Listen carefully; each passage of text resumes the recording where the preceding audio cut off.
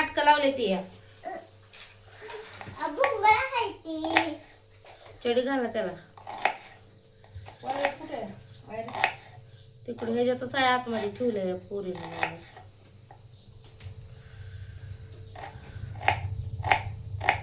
Good morning सगळ्या भावा बहिणींना.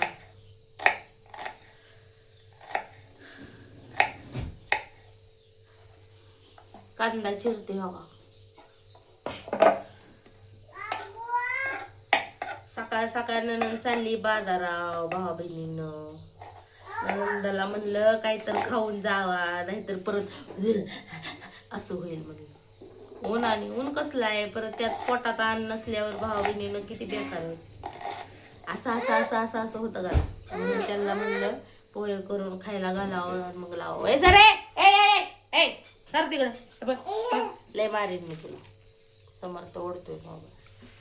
ह्याला घे का तिकडं नाही तिला तिकडं बाहेर. हात लावायचा नाही तू मोबाईलला. आगावपणा करू नकोस.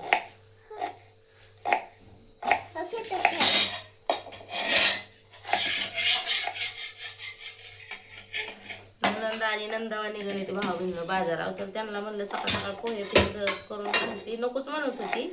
उशीर झालाय म्हणलं पोह्याला काय टायमिंग लागतोय म्हणलं करते 5-10 मिनिटात म्हणलं खाऊन द्यायचा.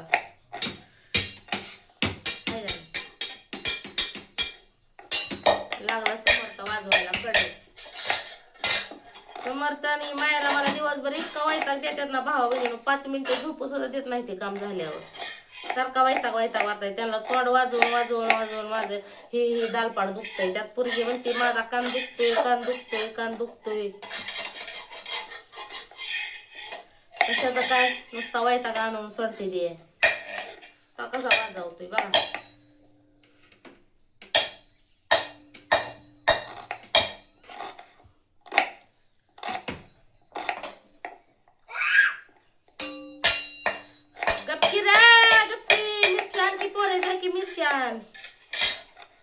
फ्रीज मधल्या पातेल्यात मिरच्या येते तशाच काल पातेल्याच्या मिरच्या.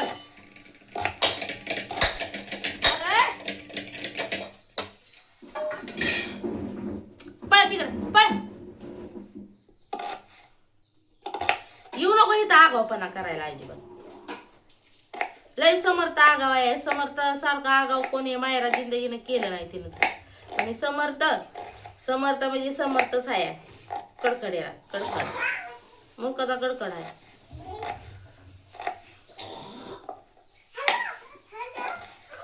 तो गाला बघा ब्लँकेट घेऊन चाल.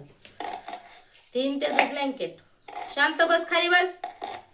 हा शांत बसायचं. आगावपणा बिलकुल करायचा नाही. लय मारी नाही तर. आणखी ग मिरच्या बाया मावळून जाईल उपाशी. करू दे की काना काना.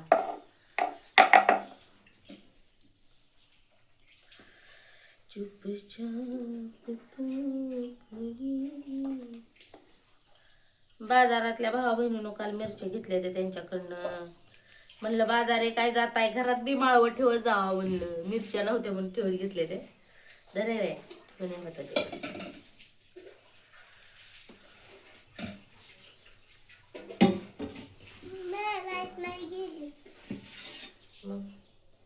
लाईट चालू करू का?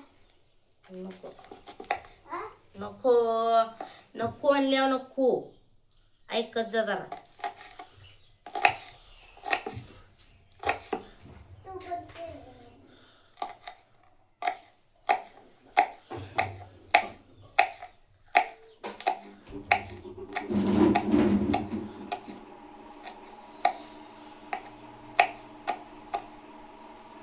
काळाच्या पेत नाही ती भावा बहिणीनं. काल होता दुधाचा चहा म्हणून मला सकाळच उठावलं. उठकी ग चहा करून दे की ग. तुला भारी चहा करते ग असं म्हणून गोड बोलून उठावलं काल मला. आणि आज दूध नाही तर भावा बहिणीनं मला उठावलं सुद्धा नाही.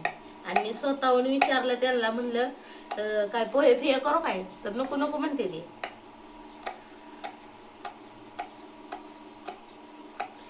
परत मीच म्हणलं त्याला म्हणलं उपाशी बसतेले तसे दिवसभर.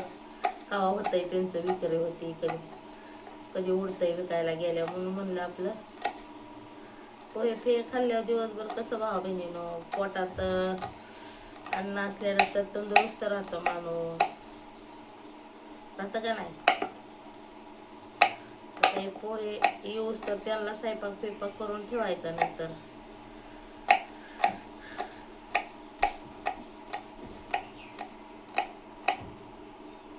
समर्थ कसं करतो. जा तिकडे आता आली, आत्याकडे जा, आत्याकडे जा, आत्या आली, पळ पळ पळ पळ पळ, जा आत्याचा मुका घेऊन ये.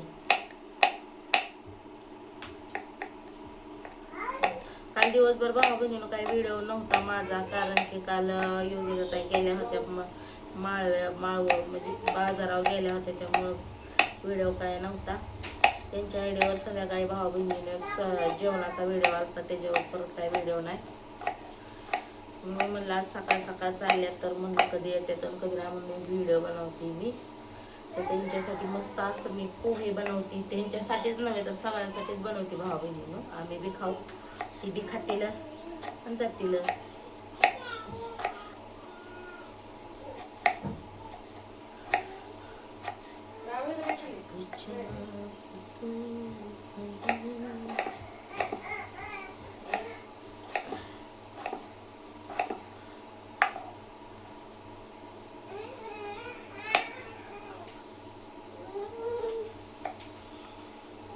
आता यामध्ये फक्त बाहेरनं जाऊन ताजा ताजा कढीपत्ता तोडून आणायचा आहे.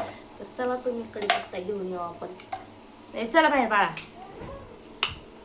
उठ उठ उठ उठ उठ उठ उठ उठ उठ उठ उठ रा, मिरच्या इथं समर्था, उठ ना.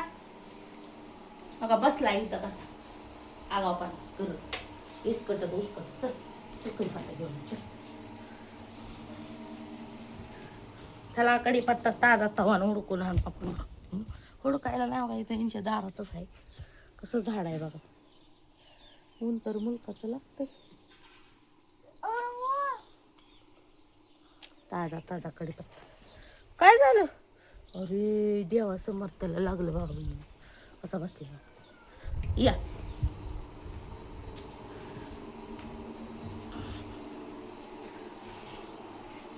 कढीपत्ता तर जाऊन आणला. ए इकडे पोरा, दादो, समर्थ, दादा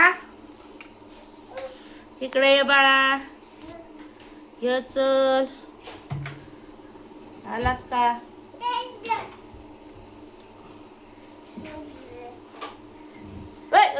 अगं ह्याला घे की, कसा ओढतोय या. जा त्याला घेऊ तिकडे बेडवर सोड, बेडवर बसू दे त्याला. धुवावं लागत. वडणी ती इकडे माझी.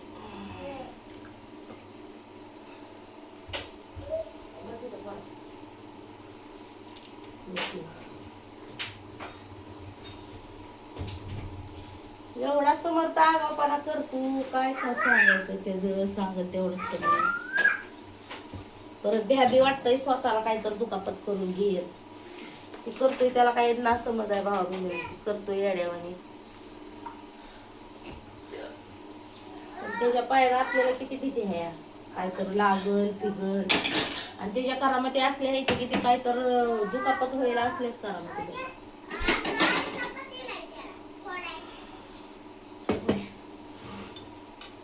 लेटर किधर है? लेटर इधर है, लेटर लाइटर.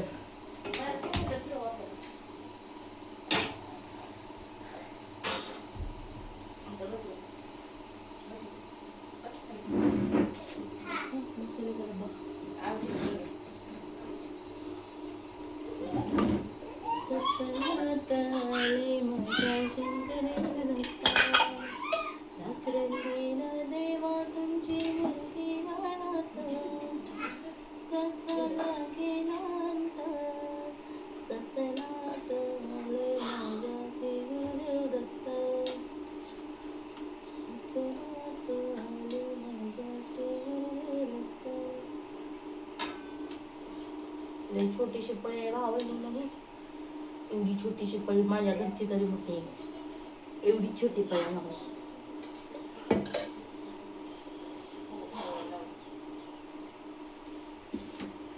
श्री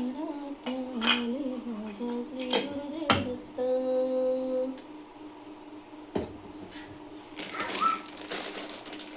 शेंगदाणे भाजण्याकरिता टाकते मी शेंगदाणे.